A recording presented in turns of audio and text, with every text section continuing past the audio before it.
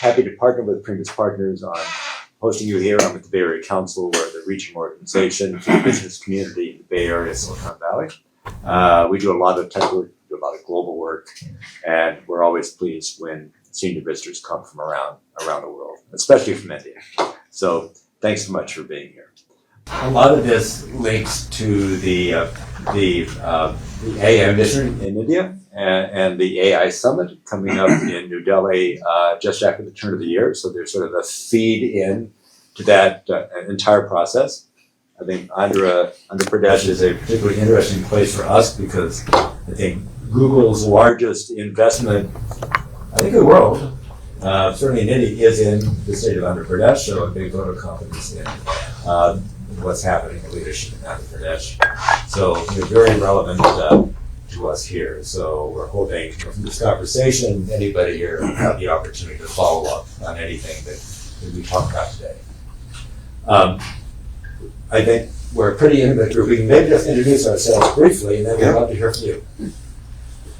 Well, I'm Vish Mishra. I've been in Delhi for 48 years, in America for 58 years. So I went to school in BHU, and age 22 graduated, and immediately came to America. So never lived or worked a single day in my life in India, but I always kept in touch with India. So a technology professional turned technology entrepreneur turned technology venture capitalist.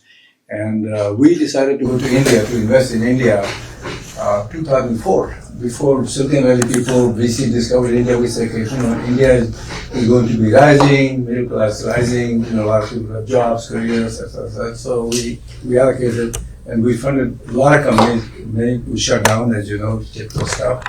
But we have two companies left in the portfolio, huge. One company called Billus. This electronic bill payment company, that's our company. $5 billion valuation for this company. 3 IT guys from Bombay, with the early 30s, okay, we fund them. I got to meet your father, okay, I think I mentioned it last time. I happened to be part of Bill Clinton's presidential delegation. We went to India in 2000 to discover because the US was, and of course, Hyderabad was the city that hosted him, and I finally go there. So I remember vividly, your dad was known even back that time, the laptop toting, PowerPoint slide, high-tech, chief minister, no one like him anywhere in the world, okay, not just in India, but nowhere in the world. And I remember Bill Clinton was on the stage, he said, well, there's no way I can match your skill. So I just have to give my speech from memory while you can show your PowerPoint slides. So I fell in love with Hyderabad. I'm on the board of a company that started in Hyderabad currently, and then the operation in Costa Rica, plus, I've sit on multiple boards and stuff like that. So anyway, so that's the kind of long background, all in tech all my life. Okay, so, great, perfect, thank you. Thank you. Luke Kowalski, I'm a Senior Vice President at Oracle, and we have a very, very large presence in India, both from a data center employee and innovation ecosystem perspective. So very, very glad to be here and scanning all the impressive statistics on the posters already. So thank you for the visit. My name is Song Yun. I'm a managing partner, principal venture partners, and invest in early stage AI native companies. I'm on the board of HP, Hewlett Packard, and MIT. HP has a big presence in India, of course, and I've been running a gaming company. Asia has been a very important market for our gaming industry, so really glad to be here. Thank you. My name is Benjamin Larson. I'm at AI Safety with the World Economic Forum based in San Francisco, leading work on AI safety when it comes to AI agents and also looking at AGI, where we have a Global Future Council that is looking a bit into the future. But very nice to meet you and looking forward to the conversation. Audrey Duet from the World Economic Forum at the Center for AI Excellence. I am head of AI and data innovation. Working with Ben on the latest advances in AI, but also how to use the technology for benefits on climate as well as security and governance. So we have a lot of work on that, and we work closely with India with the Center for AI Excellence over there. I am Abhishek. I work with Government of Andhra Pradesh. I had a agency called the Andhra Pradesh Industrial Infrastructure Corporation. We are responsible for creation of all the industrial parks, facilitating. We have a land bank of around 2 lakh acres. So that's what we do. Hi, my name is Nilay Varma. I'm a CEO of a company called Primus Partners, which is India's largest owned Big Four consulting firm.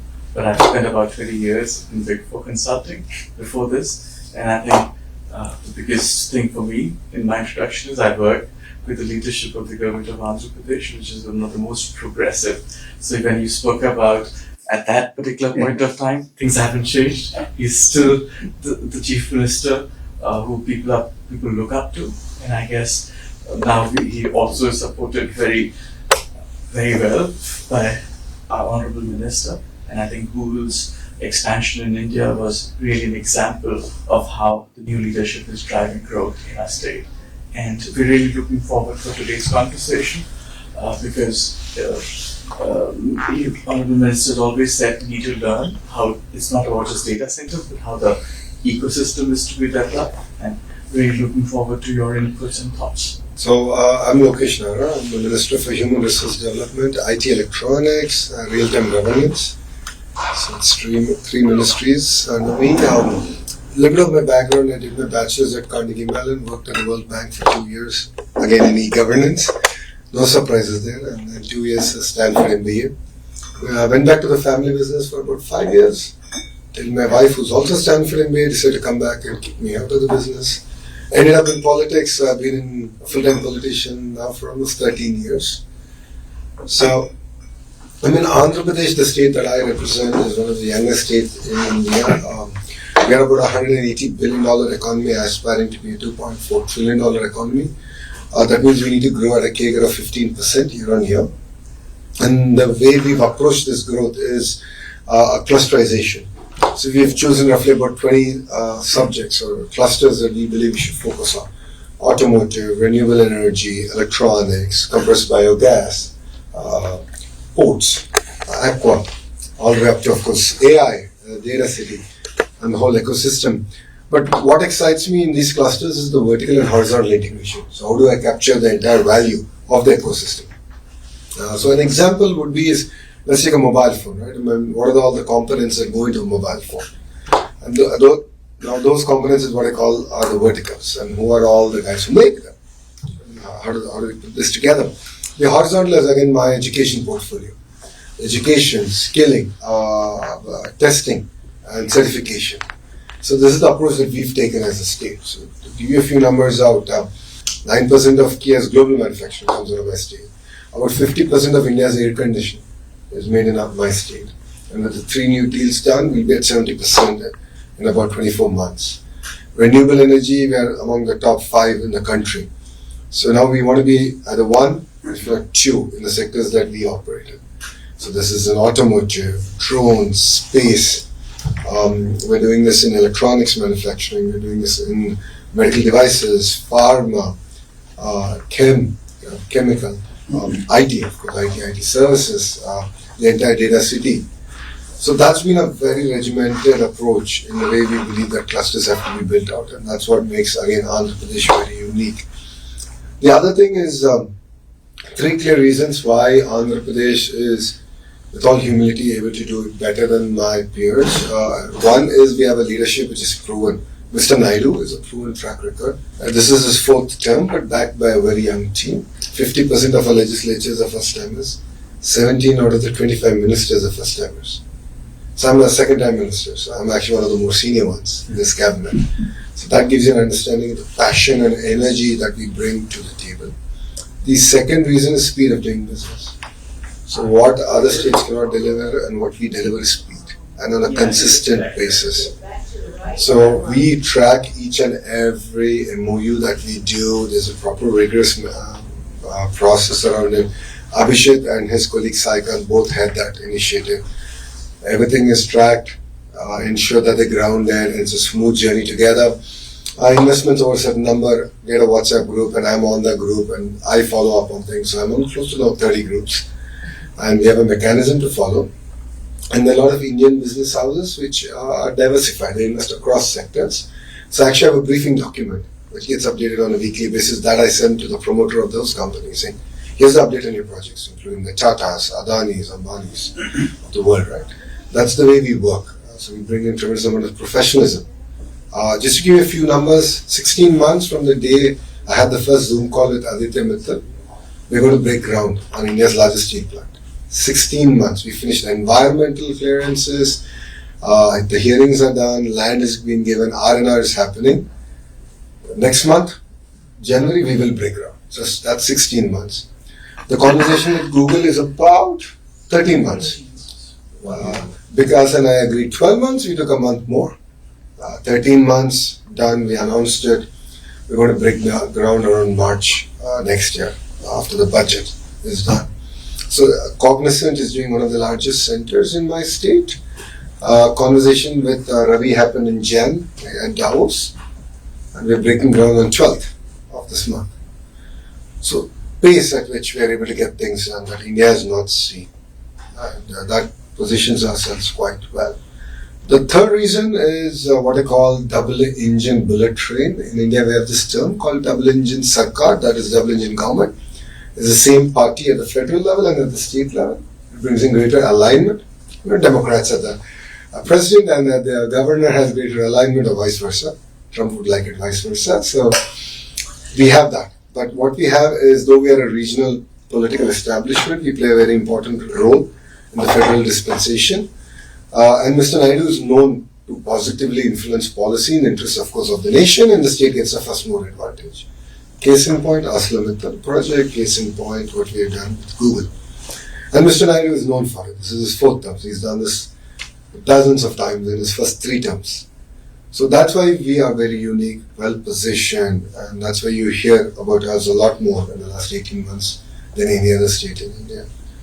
So yeah, we're really excited. And coming to AI, and why we are here, right? So for us, we believe that the investment of Google is just the beginning. I believe it's a catalyst. Today we spent almost 2 hours with the leadership team of Google to look at how can we now leverage upon it. Of course, I want to create more jobs. How do I look at the manufacturing, the build out? You will have to replace all the servers. There's an end of life. How do you do manufacturing? So all that is my vertical bit. But a horizontal bit is how do I prepare my workforce? So how do I embrace AI? There's no point of resisting it. Change is inevitable. So how do I revamp my curriculum? How do I create cutting edge research happening? This is the kind of approach that we're taking. And my chief minister has this vision of one family, one AI. So can each family member create a use case and how they should use the AI to improve their lives, or learn, or improve learning outcomes. So think about it from a farmer. Think about it from skill census. So it's a very wacky project that we're doing, which I think we'll present it at the AI Summit in Feb. Imagine we'll be able to assess skills across trades using conversational AI. It's a very powerful thing. So Mr. Naidu made this electoral promise that we'll do skill census, and then of course he left it to youngsters like me to figure out how to do it.